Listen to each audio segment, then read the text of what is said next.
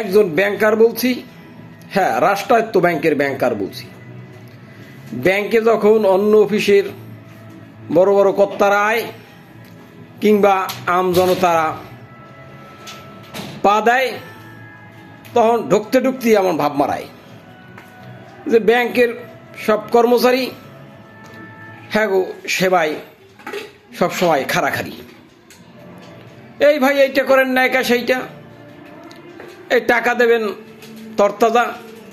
কিন্তু বাংলাদেশ ব্যাংক আইন ফুটাইলেও কিন্তু ওই সেরা নোট ফেরত নেয় না। তো এই কথা আর একদিন আলোচনা করবো। তবে ব্যাংকের লোক, আমরা যখন এই কেরানিরা অন্য অফিসে বড় বড় ষাঁড়দের কাছে যাই, তখন দেখি স্যারেরা উপস্থিত নাই। স্যারেরা অফিসে 9টার অফিসে 11টায় পৌঁছায় নাই। তাই স্যারে আছে আবার বড় স্যারের দরজায়। বড় স্যারে তারে ডাকছে, হ্যাঁ রে ভাইয়া, সে চা সিগারেট ঢাকছে। এরপরে আর কি কয়, যদি এই সেখানের যে আবার বড় বড় স্যার ধরেন 20 নম্বর গ্রেডের, 16 নম্বর গ্রেডের, আবার কিনা মাস্টারেরও হেরা ইয়া আলিশান এক ডেস্ক লইয়া আর পায়ের ওই চেয়ারের উপরে পাহলাইয়া নারায় আর ভাবলায় আইসেন কি কামে ভাই আপনার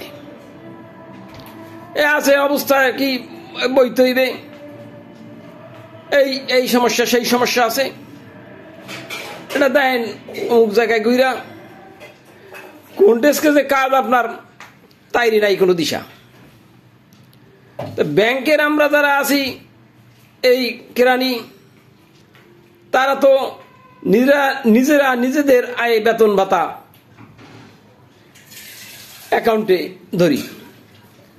তো অন্য যে অফিস টফিস আছে তারা রাষ্ট্রের কত আয় করে দেয়, সেই হিসাব জানতে চাই এই নাগরিক বেড়াই। আবার ব্যাংকের এই যে ডিসেম্বরের যে লাভালাভ, এই 1 তারিখ হয় অন্য অফিসের ফান্ড। আবার সেই ফান্ডের জন্য ঘুরতে হয় এই ব্যাংকের লোকদেরই, তাদের পাছায় পাছায়। তখন তাদের যে কি ভাব, অনেকেই খাম পাইতে চায়, আবার অনেকেই বাহবা কুড়ায়, অনেকে ডায়েরি ক্যালেন্ডার লইয়ে পিছিয়ে পিছিয়ে দৌড়ায়, যাই একদিন সারের পায় তো অন্য দিনে না পায়, এই অবস্থা চলে বছরময়। তো এই থেকে কবে আমরা বাঙালি পরিত্রাণ পাবো?